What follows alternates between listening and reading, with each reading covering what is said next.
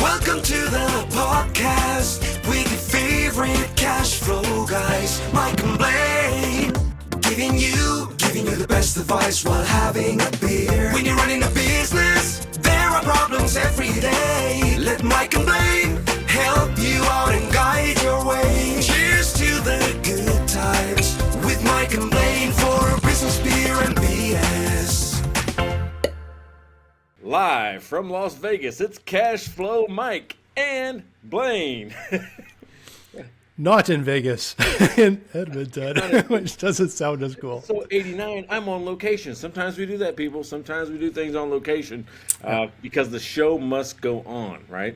So episode 89, here we go. I'm in Vegas. Can you tell, I'm not going to tell anybody, but who can tell from the video what hotel am I at? Just with the curtains. Somebody out there is going to know. Someone's going to know. I guess that you're in the, I thought those were shower curtains, but you corrected me. So. Yeah, I think I'd have a bigger echo if I was in the shower. Great acoustics. Great. I thought maybe you just thought it would be just a great place to record. So I don't know. It's whatever. Did you find yourself a beer when you're in Vegas? Yeah. Remember last time how hard it was for me to find beers? You know, they got all kinds of stuff at the convenience stores and things like that. I ran across this one this time, all right? So I'm like going, wow, this is something I haven't had. But I went, first of all, they're monster beers. They're like 75 ounces or something like that. Nice. Golden Road Brewing has one called Mango Cart, and it's a mango wheat ale. So that's going to be really interesting, right? And this is 24 ounces of happiness. I cannot see the, what is it? Oh, 4.0. So it's like water. It's like so it's like a water. That is really light for us. Yeah, I just got to look up because. Oh, sorry. Go ahead. Yeah. I was gonna say with this much beer though, I'm probably gonna have to take a bathroom break halfway through the show. True. I got to point out though that last week, because you said the can that you had was not 12 ounces, it was 13 ounces, and Real Ale Brewing actually responded, no, it's 12. And so I thought that was funny. We got corrected. It's like any comments we get are just like someone correcting us. Even the breweries are now correcting us. So thanks for. Because I read it right off the can. I know how you read it. Like that. Did you read it? Yeah, leaning probably. back. Right, so, hey, speaking of, this is not 24 ounces. This is 25 ounces. I'm reading it right off the can, people. Real ale. Check your cans. Okay, so I don't know. I'm gonna go with Real Ale on that one. I think they probably know what they're paying for their canning, but they might have had. Maybe they have a typo though. With the misspelling, yeah, they might have a misspelling on there, and that can's probably worth $1 million. And you probably recycled it. Yeah, I've already recycled it. It's gone. It's long gone. So I found a beer today, and so I picked a totally different one. Then I saw your topic, and I picked out.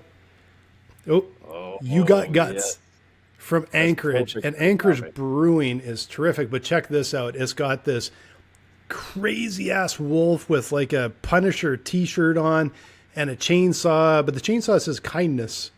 So I thought that was kind of fun. And You Got Guts IPA from Anchorage. Anchorage makes amazing beer. I'm not sure if it's the best thing to ever happen to Anchorage is Anchorage Brewing, but I got to think it is because their beer is outstanding and it's so far away that I don't know if we'll ever get to it. But I'm glad that they ship it down to us so we can have some here. What else comes from Anchorage? Can you name something else?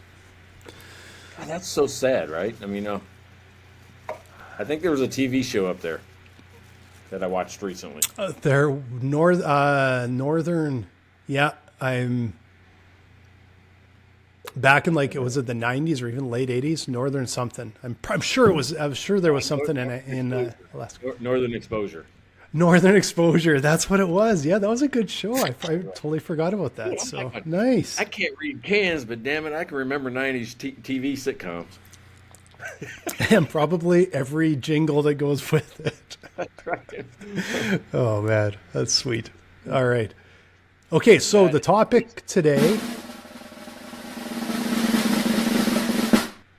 I feel the need to achieve.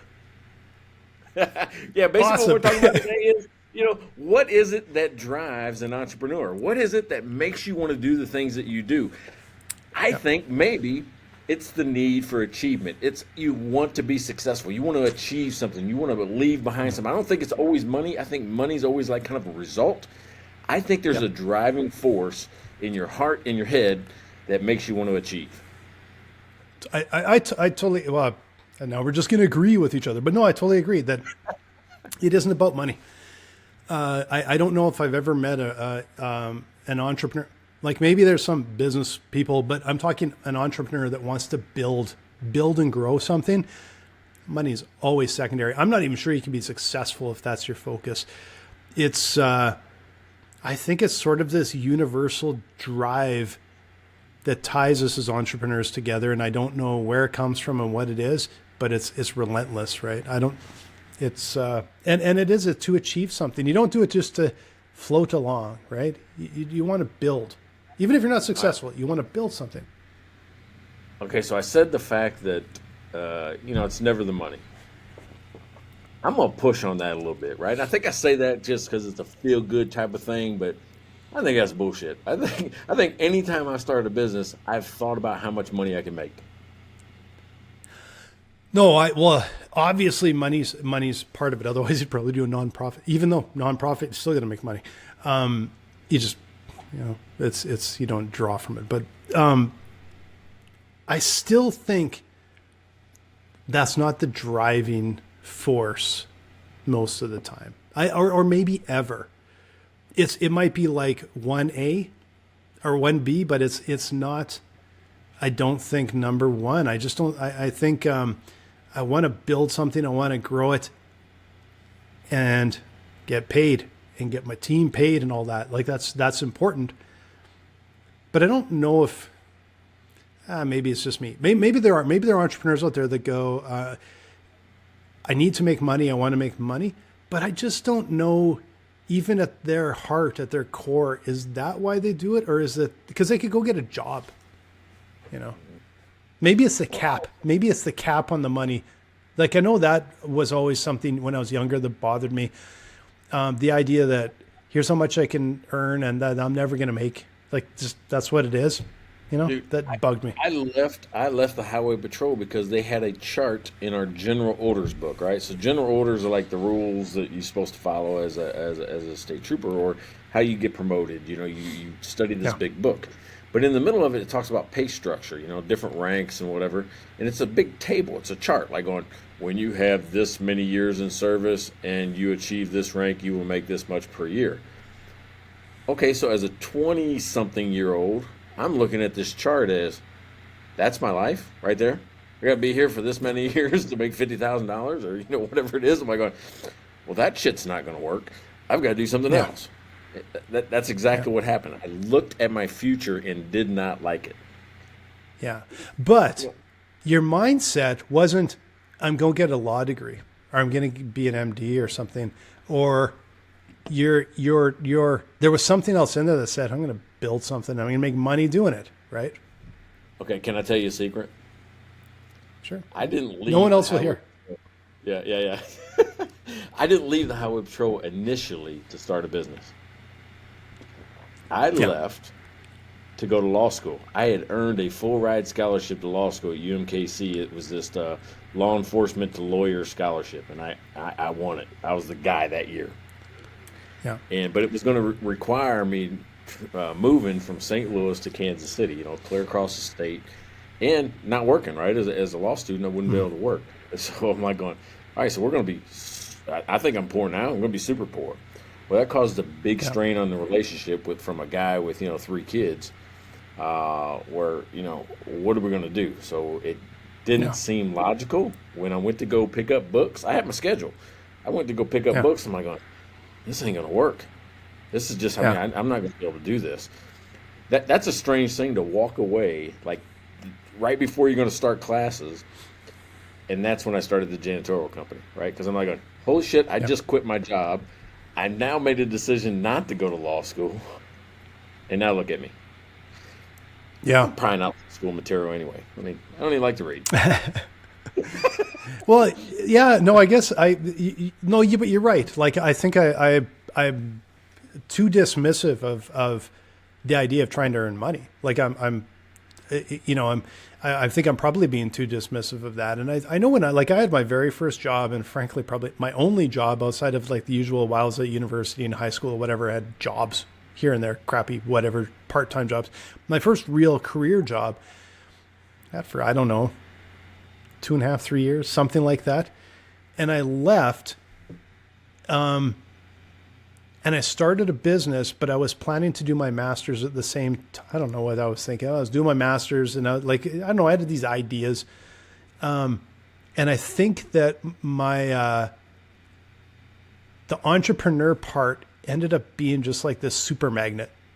Like, it just I was so kind of young and inexperienced, and my family weren't entrepreneurs. They weren't business owners. And I don't know why, but I just got like sucked over there like a magnet, and started going down like that path. And I still did my master's, but I didn't start it for years later. And it was interesting and useful. But the main part was I got sucked into doing this business. But also at the time, I guess, like, my first business, I wasn't setting out to change the world. I was setting out to make a buck. So I think maybe I'm actually full of shit. That doesn't quite maybe add up. So you've heard people go, "Hey, I just need to find a good job." You know, you ever heard somebody say that? Every time somebody says that to me, I think of good as GOOD. I need to get out of debt, and as soon as I get out of debt, I'm gonna go do something I want to do. So I just need a good job until I get out of debt, and then I'm gonna do something else. Yeah, that's what comes to my mind. Sounds about right. Yeah. Yeah. So I really did start a business because I needed money, and it began. And I suppose I did too. Yeah. Yeah. So because nobody, I think, but you know, that's but there's other reasons we tell ourselves why we're doing it, like, oh, I want to solve this problem, or I want to create a societal change or a cultural change, or I want to, participate in some type of revolution, technology-wise or otherwise. That's what we tell ourselves as the why. But I think deep down, most of us will say, no, it's the money. Right? Because everybody that leaves corporate America and they're going to start their own business. All of them, the first thing on their mind is to replace their salary.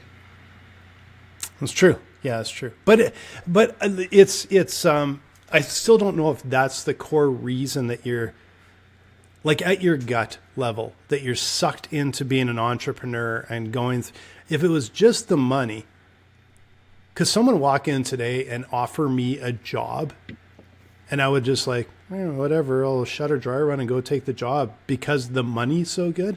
I'm not sure there's enough dollars to do that, because that's just not part of my DNA, right? Like, there's aspirations to achieve that are bigger than a paycheck. And I don't like a friend of mine said one time, it's like we're like dogs off a leash. You can never go back. And that's what I feel like. I'd be like, no, not for me, right? Not now, because I want to finish building, right? Think about it. I haven't built just a career on running my own businesses. I built a life, right? It's a life. It's a lifestyle. It's a life preference. It's and if I'm honest, I'd probably be a shitty employee. I guarantee you I would. I don't. I be questioning stuff. I'm like going, why are we doing that? Yeah. Why don't we try this? Right? Because I being exposed to strategic thinking, you can't turn that off to be a contributor.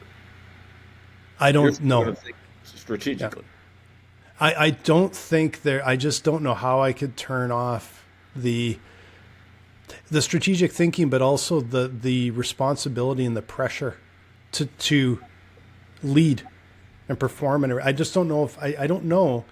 I agree with you. I don't think I'm not sure I was a good employee with my first job, right? Let alone now I'm like, man, I've just burned it out of me. I don't think I could be maybe the best employee at this point. Maybe I'm getting old. Maybe I can, but I don't feel like I could. I think I would probably be quite, less effective, you know. All right, so let's look at it. I mean, all right, so it's a need to achieve. I mean, if you look at, I'm gonna go at the hyper level, hyper echelon. Is it hyper? I think it's hyper, not hyper. I don't know. Somebody's gonna correct me on that too, like 13 ounces. Yeah. But if you look at, we'll say Elon Musk, I feel like he's tackling some of the biggest problems known to man because he really believes that it can be achieved. Going to Mars, you know, colony in the, you know, in Mars or otherwise. The cesspool of Twitter. That's a weird. That's weird thing, right? Hey, do you really use Twitter? I mean, all right. No. So I can't. I post on it, and I don't know why I post on it, right? Because I don't really get any engagement. So you don't know if anybody's even reading it, and I refuse to be known or to be recognized for somebody that participates in a Twitter argument. Yeah. I mean, I haven't been on it. I don't think I've been on Twitter in years. I think maybe I checked, like every once in a while, I might be like, oh, I think there's breaking news, maybe. But I'm talking like once a year. I just haven't been on Twitter in years. At one time I sort of was, but it just seemed to get worse and worse. And then it just dove right off a cliff. And I'm like, this just isn't for me. It's not my place. So yeah, like Musk is doing some things that seem really interesting and aspirational, and then there's Twitter. I don't know what he's doing with that. It seems bizarre. The whole thing seems bizarre to me. All right, so the Twitter thing, I heard. I don't know how I heard it. I either read somebody's comment in a thread or something, so you know it's probably fake. But as I understand it, there's a payment system within Twitter, right? There's some type of underlying technology behind the covers, right? Outside of the social thing, there's some type of payment technology that I think Elon has designs to move into the crypto world. So think about what he did with PayPal. There's something there that he could probably do similar with you know, some other type of evolution of that product, to turn it into the PayPal for digital, for Dogecoin or whatever hell he backs. Yeah, but I don't see the connection there in a way, because it's like, yeah, they've got a pile of users, but it's like, it's a pile of users that, like you've got a market, right? Like, go to the brewery on the weekend, I want to have a beer, and they're like, hey, we started selling strollers. I don't care. Like, so how do you go with all the, and the credibility, like Twitter to me, like I said, it's like this weird cesspool of people yelling at each other. Well, I'm going to turn it into a fintech product. That just seems weird to me. Like, how do you even make a connection like that? Maybe he extracts it out of the code and is developing a different product out of it. Okay. Yeah, that would I suppose make sense. Yeah. I mean, you know, the power of most of these social media companies is not the ability to communicate. The power is the social graph that they build behind the scenes. I know you, you know me, we know each other, and we both like, you know, country music because I know you're a big fan. we both love the St. Louis Blues, so they got that in common too. St. Louis who? I don't know. I've been watching playoffs lately. I don't see St. Louis anything. Playoffs. Don't you remember that meme about playoffs? Yeah, apparently we didn't make the playoffs this year. I haven't seen them on TV at all. I've been looking for them. I didn't see them. Yeah, no, they're golfing. All right, so last night I'm sitting at I'm in Vegas, so one of our favorite restaurants is at the Bellagio called Yellowtail, right? Sushi. Okay. So we sit up at the bar, and two TVs are on. One has playoff hockey, one has playoff basketball.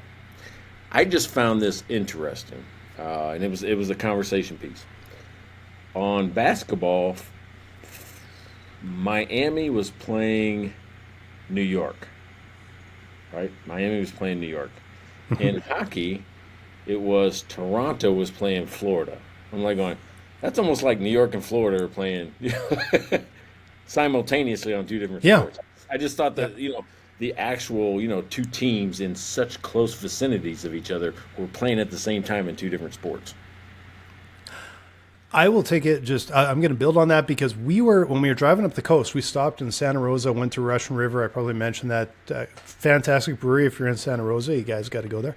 And it happened to be a playoff night, and the Oilers were playing LA. And we are not far north of LA. All the TVs had the basketball game on. Oh. And I know LA was playing, but I'm like, you also have a hockey team that's really good, that's playing in playoffs right now. Can you not put one TV onto hockey? But no, it was all basketball there. So did you ask, or were you too Canadian polite to ask to put one on? Because as a Texan, no, I wasn't asking. Can you put that TV on hockey? I wasn't asking because we looked at the TV there and we looked at the TV there, and there was a bunch of people sitting there staring at the TV, and I'm like, yeah, they're not changing that. Like, not to, hey, can you put on the hockey game? Like, that's how you get thrown out on your ear.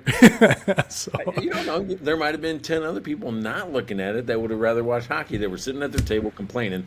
You know what? It'd be nice if there was some hockey on right now. Yeah, maybe. I didn't ask.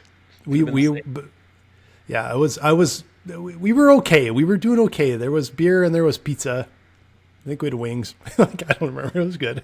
So I wasn't paying that. It wasn't that big of a deal, but I did think it was weird that you have two LA teams in playoffs and one was just like, no, I don't care. I thought it was weird. We need hockey in San Antonio. That's for sure. That'd be cool. That'd be cool. Yeah. It'd be hot outside, but it'd be cool inside. Yeah. Yep. Been to a bunch of Coyotes games. I know what that's like. Yeah. All right. So the need to achieve. All right. So if you look at other reasons besides money, like I was talking about, wanting to solve a problem, I think that's achieving a solution. Wanting to create a change, whatever, that's also achieving a solution. Wanting to make a political statement. Some people form companies just for that. I think that's also a need to achieve something, right?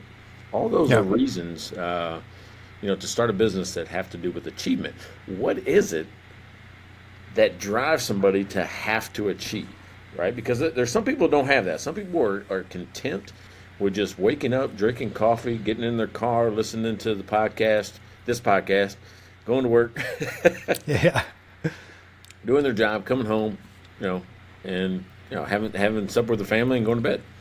Yeah. What's the difference? What's missing or what's additional in the person that needs to achieve? All I can say is that I think entrepreneurs are wired. I always say that entrepreneurs are wired different, and I don't think I could be ever content with what you described there. Yet so many people are, and so many people have said to me, I could not do what you do. You are nuts, right? Like they think it sounds like the worst thing ever. And I'm like, that I wouldn't do anything else. And I don't know, like it's why are some people wired like these pro athletes? Why are some people wired to just go and become like so perfect in one little space, like such an expert in one little space? I don't think entrepreneurs are, at least I'm not like that. I think entrepreneurs tend to be a little bit strategic thinkers that are good at bigger picture a lot of times and slotting things and making connections and stuff, more so than just being like a brain surgeon or something that's elite in one little area.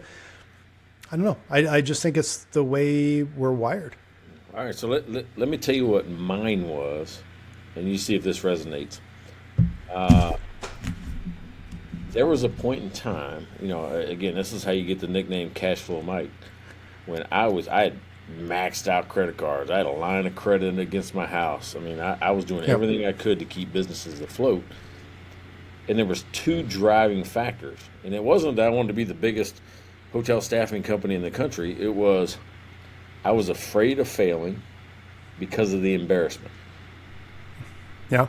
Yeah. Seriously, I was afraid. I'm going, dude, I used to be a state trooper. I mean, I could see my whole future play out in front of me. Pretty secure job. You just do your job, right? You make your rush. You don't get in trouble. You don't do things you're not supposed to, and it's a good job. Yeah. But this thing, I mean, it was a need to say, hey, I made a decision to leave the most secure thing that was ever in my life to go do this. And it was hard, but it was fear that motivated me.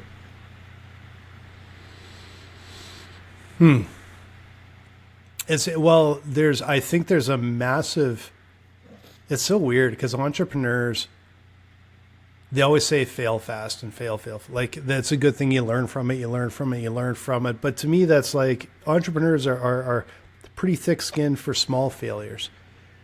But the big failure is like, there's a massive fear of a business failing, not a marketing plan failing, not a this, but who cares? Like I care because you blow a bunch of money, but,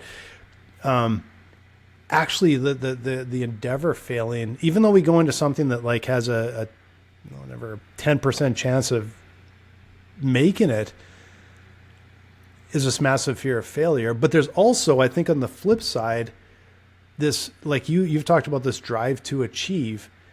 There's this massive drive. Like if I look at it right now, I'm like, I'm not looking for a specific number. I'm not looking for, I want Dry Run to be a household name. Like, I know we talk with our customers and how much we help them and everything, okay, but I want to do that at a 1,000-fold, right? Like, I want companies all over the world to know who we are and to benefit from it. That drives me more than dollars, right? Hey, this is a good point to ask you then, about halfway through the show. What is it about Dry Run that would make it a household name? I thought it was your turn this week. Is it mine? No, didn't I do mine last week? Oh, maybe you did. Actually, I think you did. Okay. I'm going to tell you. Man, I queued you up. That was the best segue I've ever had, and you fumbled it. It's like I pitched. And I totally fumbled it because I totally thought it was your week, but then you said no, and I realized, yeah, no, it was totally on me. I will tell you, though, that about 2/3 of businesses have lumpy cash flow. And when I say lumpy, that's where cash flow gets really dangerous. So it's you know it. If you have lumpy cash flow, you know it. What I will say is the only way you can fix lumpy cash flow is to see it coming. That's it. The only way. If you can see it coming and you have some time to take action, you can backfill slow months. You can negotiate and smooth out high months. You can expand your team when you're needed. That's how you deal with lumpy cash flow, is seeing it coming. And that's all Dry Run does, is we help you see it before it hits, run scenarios to figure out how the hell you're going to fix it, and then you just execute. So that's what we do at Dry Run. Lumpy cash flow, see it and fix it. Love it. See how you're dialing that in? I'm talking. It's getting better, isn't it? Yeah, your message is really getting better. I mean, it's one of those things. I think that's one of the hardest things for a business to do, is dial in their message to where people instantly get it and want to know more, right? I mean, that's what it's supposed to do. It's hard. It's really hard. Simple is hard. We could do a whole talk on that sometime. Simple is hard. But when you get there and you look in the rearview mirror, you're like, well, it's so simple. We should have known it the whole time. But you have another one that's really hard right in front of you. That's just constant.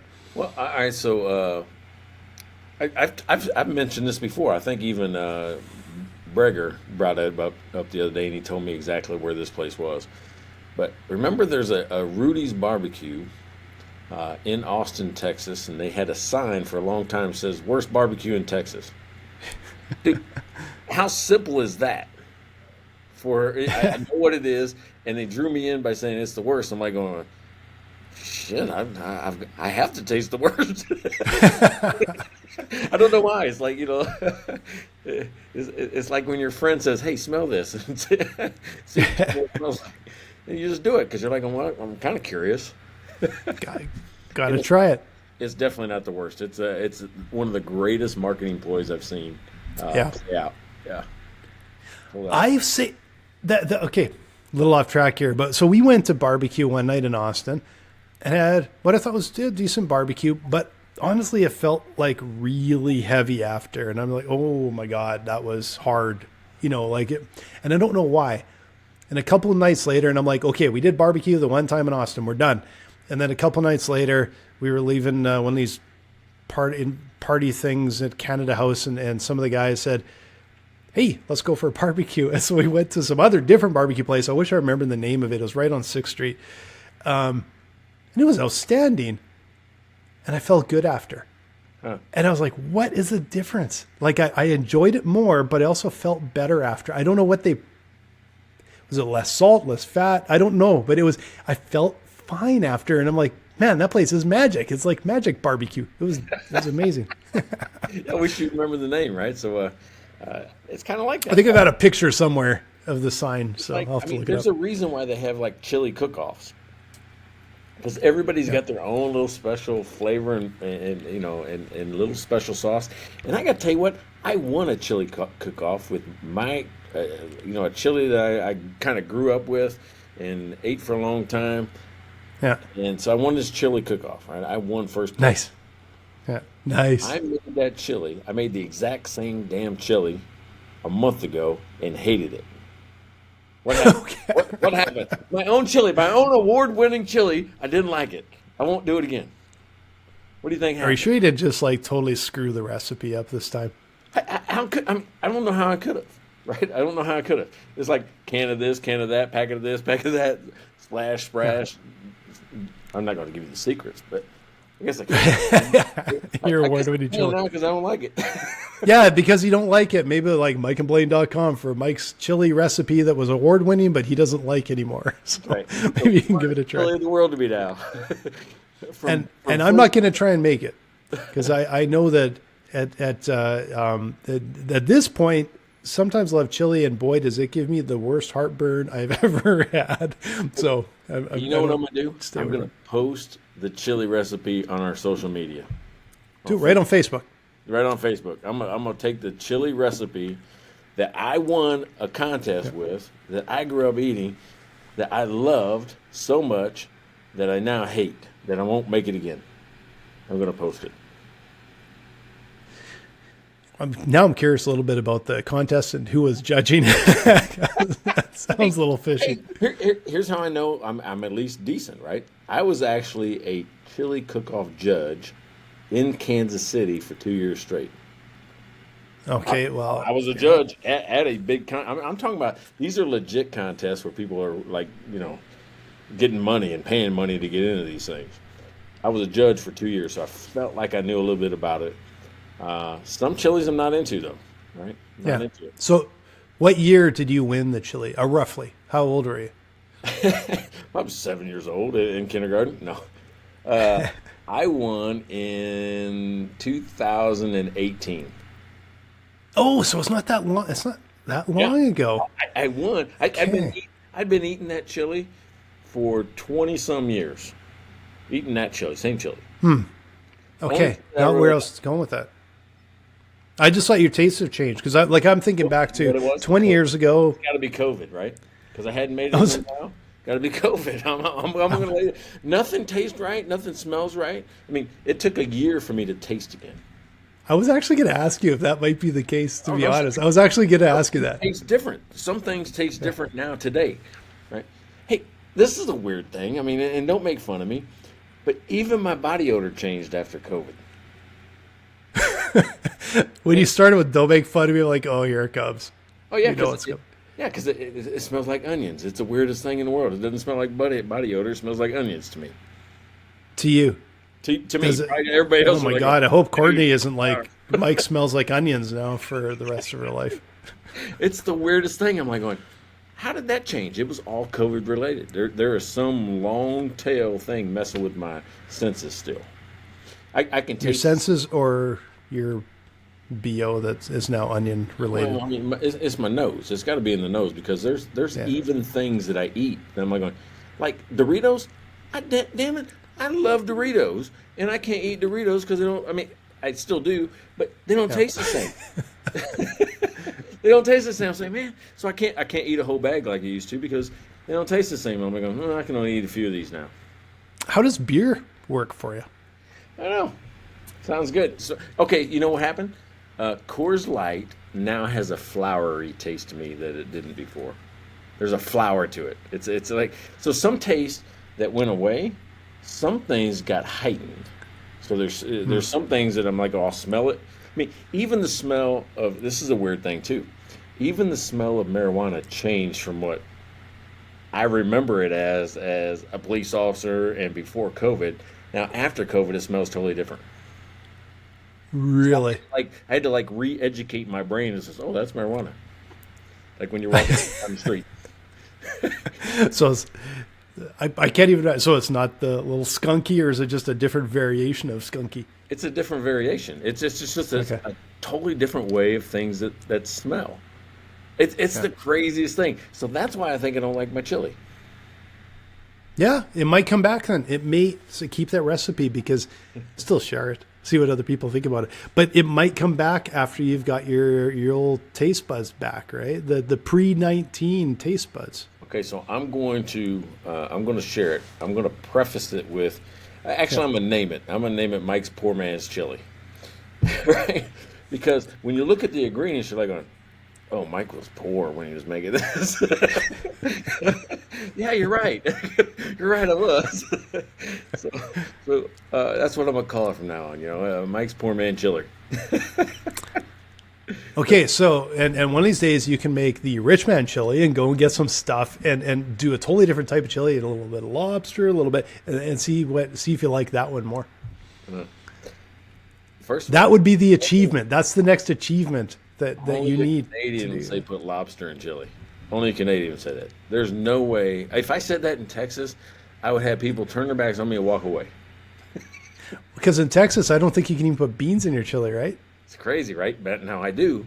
I got a secret bean. I'm gonna share with you on the social media. So I got a secret bean. I use. Are you sure you're a Texan? Yeah. Well, I'm an import, right? I'm an implant. That's true. That's true. You get away with that then. I grew up, Galesburg, Illinois. So yeah, I'm an implant. By the way, I'm not suggesting to anyone that you should put lobster in chili. I just was thinking of like what would go in a really fancy chili, but maybe it's like more like Kobe beef or something. I don't know. You could probably use caviar for the salt. Yeah, that would be interesting, and probably kind of gross, but super gross. Think of the texture of caviar, in your chili. Well, popping, eggs popping. Have we got totally off topic? Oh yeah, we're like a mile off topic. What was the need to achieve? I mean, and you know what's funny is you tried to bring it back. Says, hey, rich man's chili. That would be like your next achievement. You tried to bring it back to topic, and I wouldn't let you. Yeah, well, you also set up a mush ball for my my promotion today, and I missed that too. So maybe we're off our game a little bit today, but I'm having fun, and this is really good beer, so I'm good to go. So we're off our game because A, I'm in Vegas, which means I'm tired, and then B, I don't have an excuse. It's a Wednesday, not a Thursday. Right? True. So we didn't get that extra day of rest. It's like when the NFL players have to play on Thursday instead of Sunday, right? They don't get that extra rest, those extra reps in between sessions. So, we're resting. Suddenly it was Mike and Blaine on hump day. Doesn't seem to jive. But it is.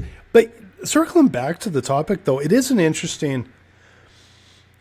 I don't know. We could talk about this endlessly because it seems to come in on every show. And I don't think it's like entrepreneurs are over here and regular people are over here. No, but there's something that just as you get to that end of that side of the spectrum for entrepreneurs or whatever, that's different about and I think you have to be relentless. You have to be such a driver, I think, to and that's not personality. That's, I think, at your core. At your core, there has to be zero give up and just this relentless drive, and it's a relentless drive to achieve, but like you said, it's a relentless drive to not fail. Like that is part of it, right?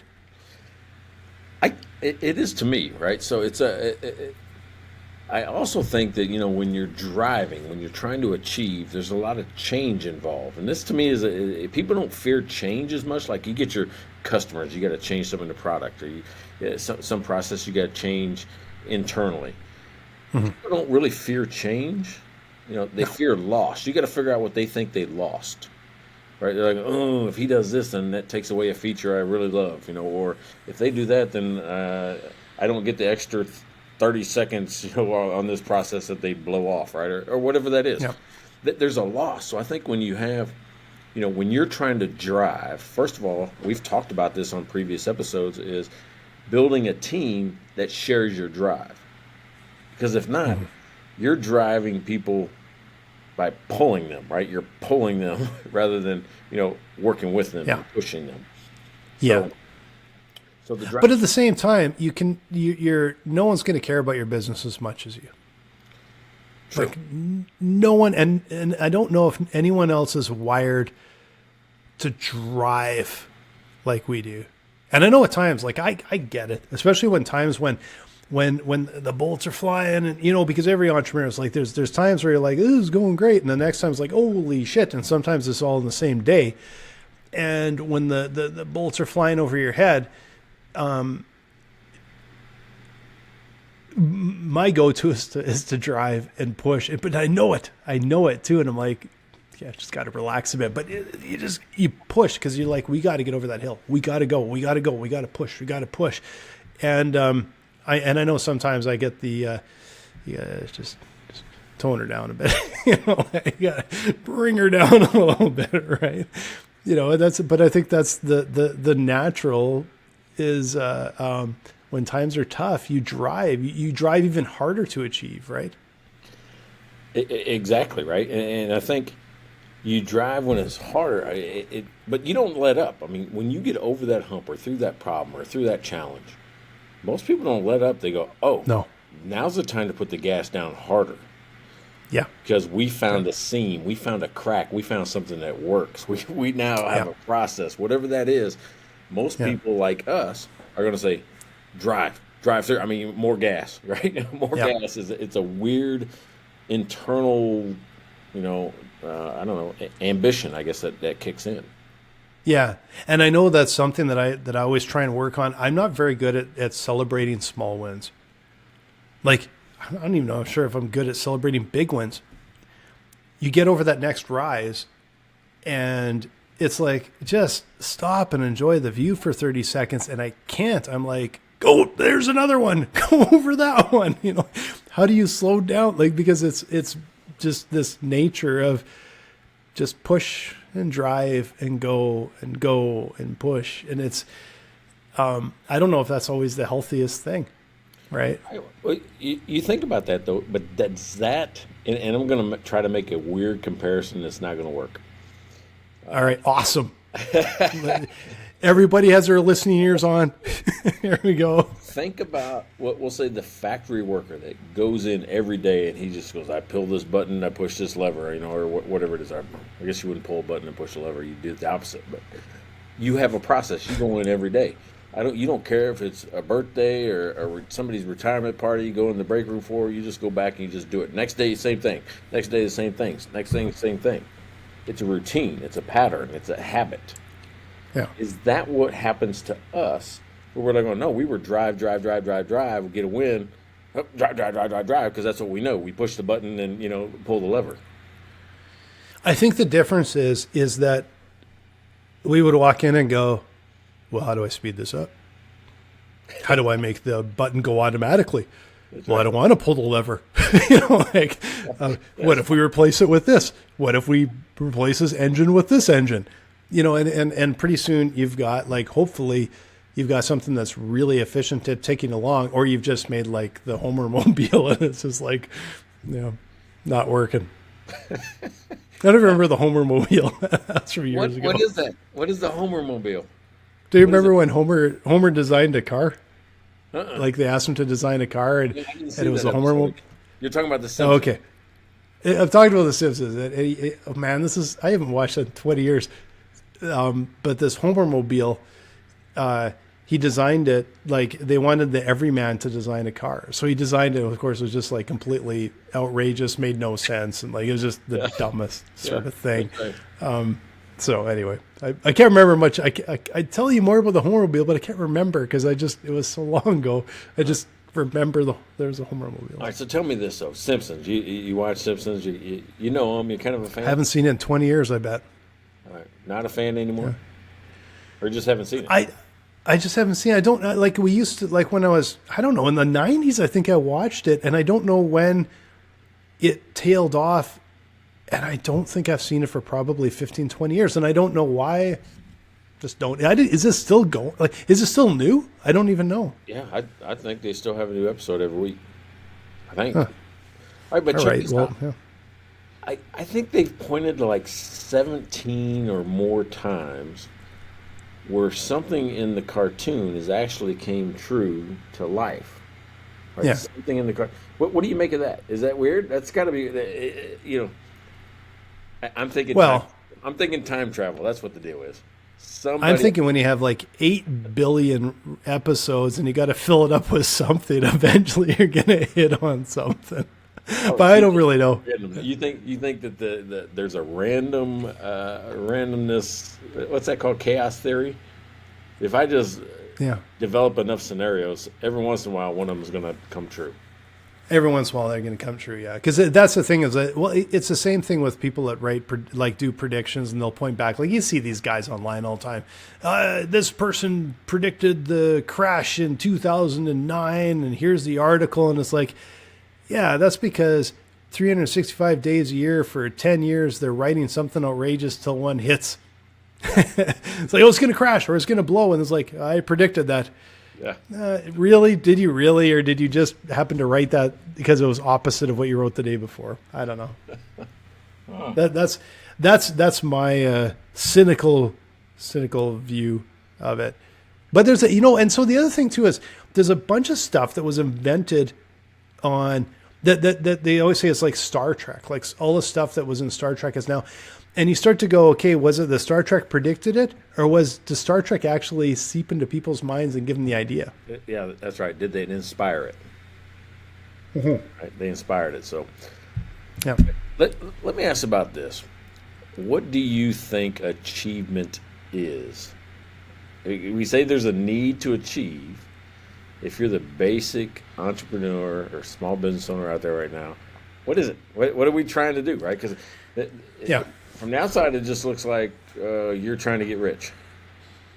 Well, I think everyone has what in their mind at their core, and it maybe it's not even sometimes conscious. Maybe it's a gut, but it's what does success mean to them? And because you're achieving success, nobody. Okay, let's make it clear. Hopefully, there's not a whole lot of entrepreneurs. What do you want to achieve? Absolute failure. That's what you want, because technically you could achieve massive failure. My own Wikipedia page, how I collapsed the economy personally. How I just destroyed my business. Like it was awful. No, like the subtext is that you're trying to achieve success, but what you view as success is different. And so some people might be like, well, success is exiting for 9 figures, right?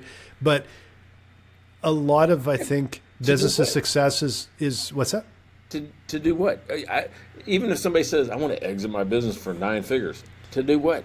What are you going to do? Yeah, I don't know if that's a thing, because like I'm just saying that maybe that's what's, but for me, but everyone puts their own guidelines in, right? So for me, it's like, what's success? I'm like I've said before, like I want Dry Run to be a household name. And it's not because I want it to be a household name. What I'm talking about when I say that is I want businesses that need a tool like ours, that have this problem, to know they can turn to us and we're helping them. That's how I view it. And I want the more businesses and the more business owners we help, the more. At what point do I think it's achievement? Like everyone's an achievement, but at one point, maybe it's the ultimate achievement. I know that's the other question. Do we ever get the ultimate achievement? Like, will you ever feel like you've achieved everything and can sit down and relax? All right, so fortunately or unfortunately, lesson 1 in the Clear Path to Cash is all about starting with the end in mind. Where I think small business owners' role, what their job is to build transferable value with their business, right? And when I say transferable value, I mean, using your business to generate cash and transfer that wealth to you, right? Or whoever's involved with the business. Yeah. But you got to realize it's the wealth is not the achievement. The wealth is the tool to finance whatever it is you want to do next.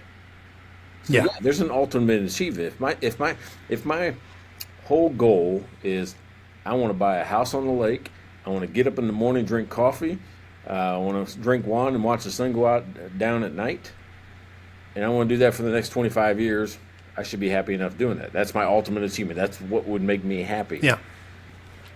The only thing that makes that come true is money.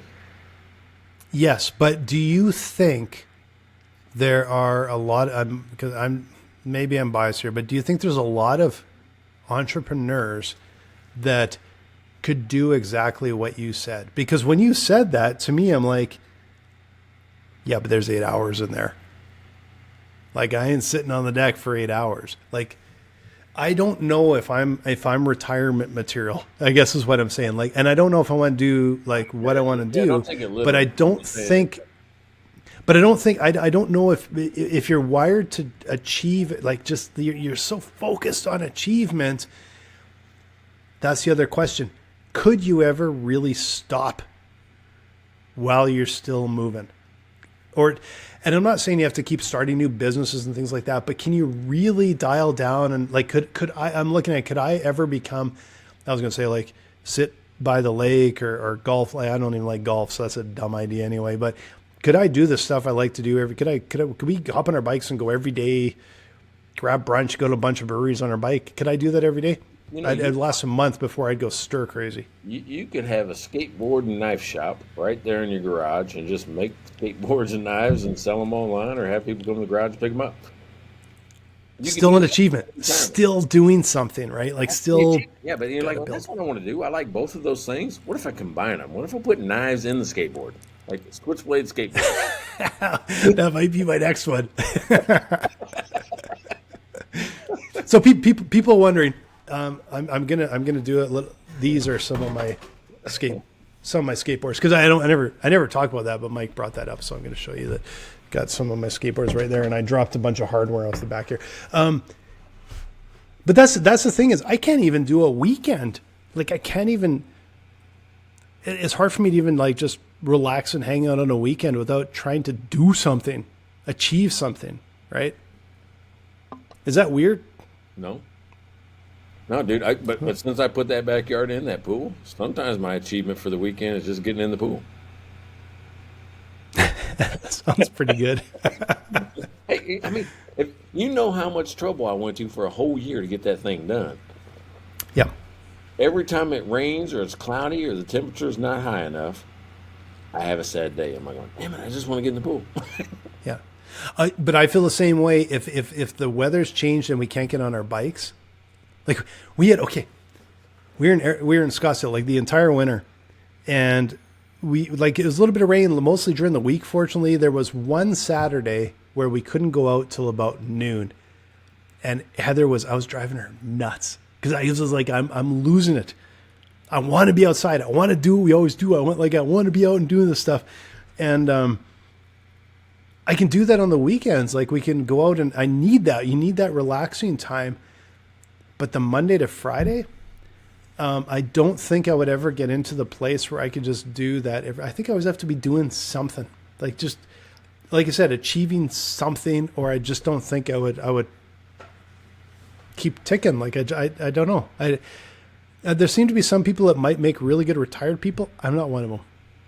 I don't know. All right, so let's bring this to an end here. What do you think you learned? Here's what I think I learned today about the need to achieve, is that I think it's hard to globally define what achievement is.